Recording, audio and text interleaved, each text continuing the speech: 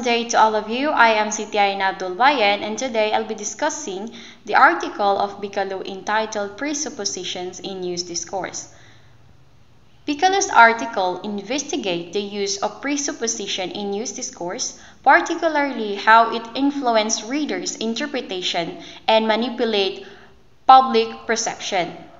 He examines how presuppositions are embedded in language affecting the framing of information in media. So, presupposition is an implicit assumption within a statement that is taken for granted or accepted as true without being directly stated. So, the way news articles construct reality and present information through language in shaping readers' opinions. So, the study addresses the following questions. Number 1, what kind of knowledge do journalists expect their readers to have in order to be able to process certain news discourses? Number 2, what can be revealed concerning the extent or amount of processing effort that readers are required to invest in uncovering presupposed knowledge and constructing meaning from a given news discourse? Number 3, is it possible to discern any ideological reason behind the use of some unfair presupposition?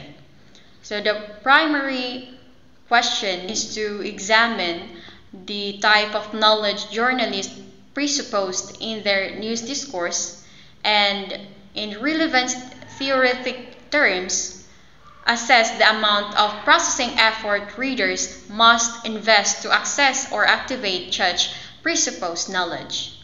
Subsequently, the analysis further evaluates whether the presuppositions made in the selected news articles are fair or unfair, based on the processing effort required by the readers. According to Sperber and Wilson's relevance theory, fair presuppositions are those that do not place a cognitive burden on readers, while unfair presuppositions demand more effort. In addition to examining the fairness of presupposition, the report seeks to uncover potential ideological reason behind the use of unfair presuppositions. This involves exploring whether some presuppositions are used deliberately to shape or guide readers' interpretation in ways that serve particularly ideological goals. Let's proceed to the methodology. So, source of data. The study utilized news articles from the Ethiopian newspaper published in English, the Ethiopian Herald, the Reporter, and Addis Tribune. So the government-funded newspaper, which is the Ethiopian Herald, and the rest are privately owned newspaper. And the sampling, news articles were selected based on their sensitivity and seriousness regarding social, economic, and political issues in Ethiopia. A 5-point Likert scale was used to rate the seriousness of 20 headlines, and articles with high ratings were chosen for analysis. The study utilized Van Dyke typology of knowledge and the relevance theory of Sperber and Wilson. So within the framework of critical discourse analysis, focusing the cognitive aspect of news discourse comprehension. So let's proceed to the findings of the study. Let's start with the Article 1 by the Ethiopian Herald entitled Ministry Calls for Active Public Participation in Exposing Anti-Peace Group in Gambela. So the article discusses a conflict in Gambela, Ethiopia in December 2003, which resulted in civilian casualties. So first, what are the presuppositions of the article? So the headline implies that the existence of an anti-peace group in Gambela, suggesting prior conflict. So the writer assumes that the readers are already familiar with the events and socio-political context in Gambela. So the report distinguishes between presupposed information, which is the background of the conflict, and the new information, which is the government actions and calls for public participation.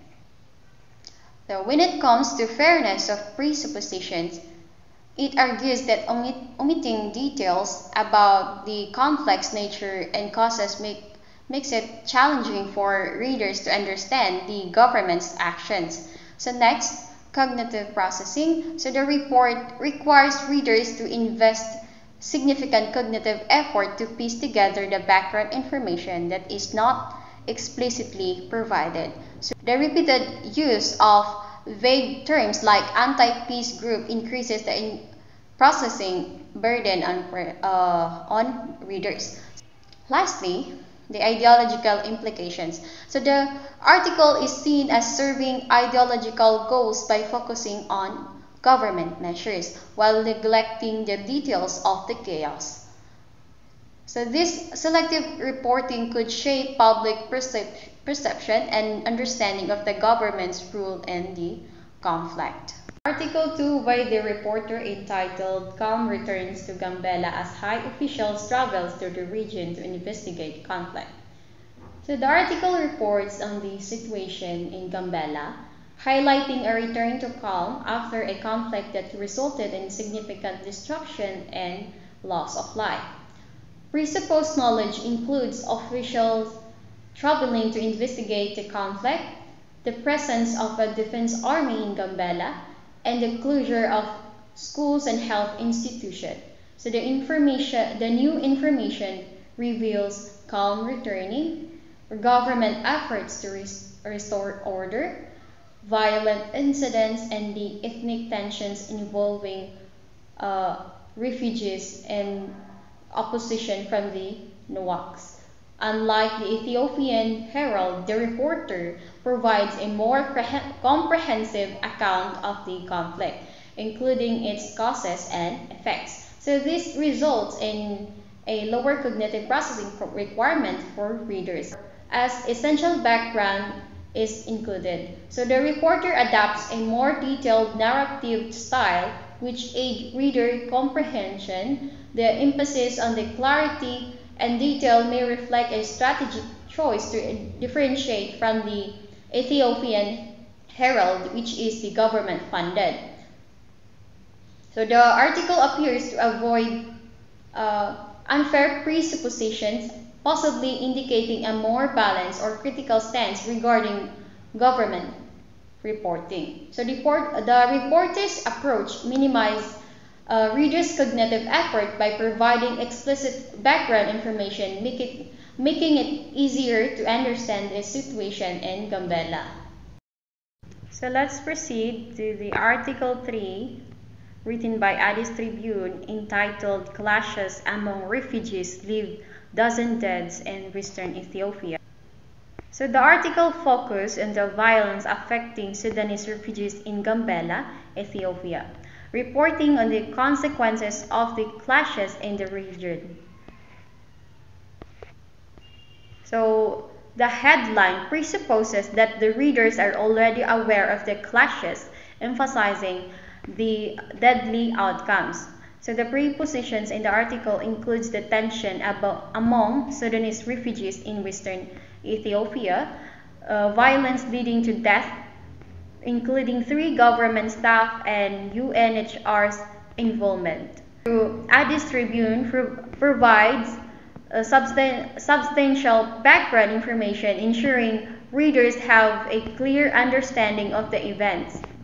The reporter's clear presentation of facts may enhance its relevance for readers as it avoids vague presupposition and provides a necessary background. So there are no apparent ideological message conveyed through unfair presupposition, suggesting a more neutral stand compared to the Ethiopian Herald. Article 4 was written by Addis Tribune entitled Ethiopians Go to Congress to Fight Autocratic Regime. So the article discusses the political situation in Ethiopia, focusing on Ethiopian Americans advocating for democratic reforms. So presupposed knowledge includes the absence of democracy in Ethiopia, Ethiopians fleeing for political reasons, the formation of a council by Ethiopian Americans, the government's failure to hold free elections, and an upcoming election in 2005. So the new information shows Ethiopian Americans pushing for democratic reform by introducing a bill in the House of Representatives. So the article employed intertextuality, referencing prior texts and opinions to reinforce the notion of an autocratic regime without explicitly citing those sources. So the article may alienate readers who disagree with the presuppositions about Ethiopian region. So readers lacking prior knowledge about Ethiopian politics might be influenced to adopt the writer's viewpoint without critical examination. Presupposition serves an ideological purpose, indicating the writer's stance against the Ethiopian government. Let's proceed to the Article 5 that was written by the report entitled European Union Says Unaware of Misuse of Peacekeeping Fund. So the article discusses the European Union's statement about its unawareness of the misuse of peacekeeping funds intended for African missions. The headline presupposes that readers are aware of the alleged misuse of peacekeeping funds, focusing instead on the European Union's lack of knowledge regarding this issue. The term misuse is initially framed as a presupposition but later clarified as being reported by the news agency, indicating a lack of direct evidence. So readers who do not accept presupposition of misuse may find the article irrelevant. Conversely, critical readers who recognize the writer's intention may find the article relevant for understanding the ideological stand behind the presupposition. So the presupposition of misuse serves a political purpose, influencing how the information is presented and perceived. Let's proceed to the conclusion. So the news articles frequently employ presuppositions to convey information. This allows a journalist to present certain ideas as facts without explicitly stating them, influencing readers' understanding of the news. Presupposition often reflect the ideological stance of the news outlet. By embedding assumptions within the text, news organization can promote specific viewpoints or agendas, even in the articles that appear neutral. So the use of presupposition can manipulate readers into accepting certain ideas without critically examining them. For instance, the headlines or statement that presupposes certain facts can limit the scope of debate and make alternative interpretation seem unnecessary. Bigelow suggests that presupposition can conceal contradictions in the news. By presenting assumption as truth, news articles may hide conflicting details, leading to overlook inconsistency in the narrative. Lastly, presuppositions in the news articles are often used to frame social and political issues in a way that aligns with the publication's agenda. So this framing can influence how readers perceive events, shaping their beliefs about political or social matters without presenting biased statements. Thank you.